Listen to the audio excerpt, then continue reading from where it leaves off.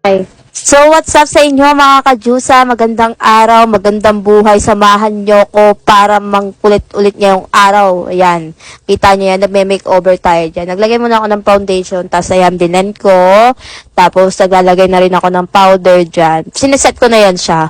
Tapos, ayan, nakita nyo naman yan. So, hindi ako expert dito, kaya don't bash me. Wala kayong pake. So, ayun nga mga kajusa. Ayan, naglagay ako ng blush on. Powder blush. Ayan. Everbelen na gamit ko dyan. Ayan. Gusto ko yung nagiging drunk, ko. Ayan.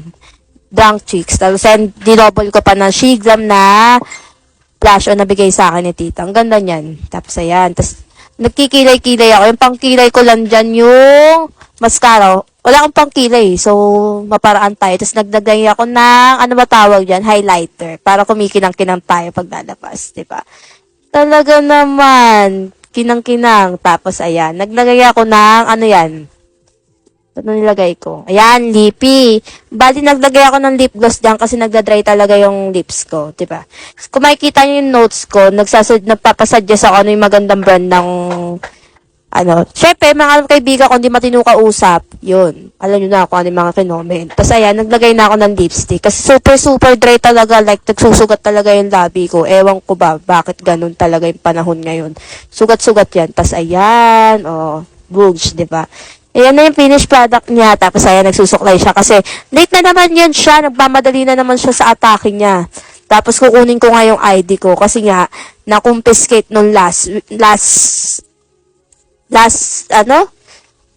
days, like, kailan yun? Tuesday, yung Tuesday, ayun, diba?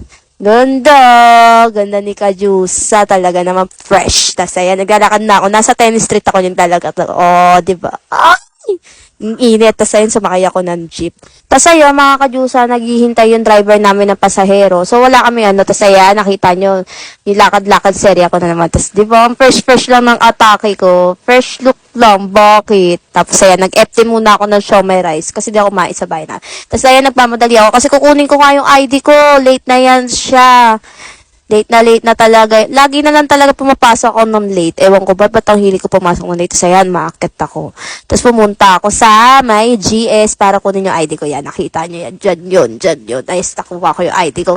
Success talaga, nakuha yung ID. Tapos, ayan, first subject ko. Date ako ng 20 minutes. Tapos, contemporary yan. Tapos, ayan, video ako dyan. Talaga, may DN si Chanak. May diin ng Jusang, galing mo, strapper ka. Kala ko ba, Tapos, ayun, kita nyo yan. Sipagsipagan yan siya kasi may pa-activity si ma'am. Tapos, after noon, subject namin, nagkape kami, iced coffee.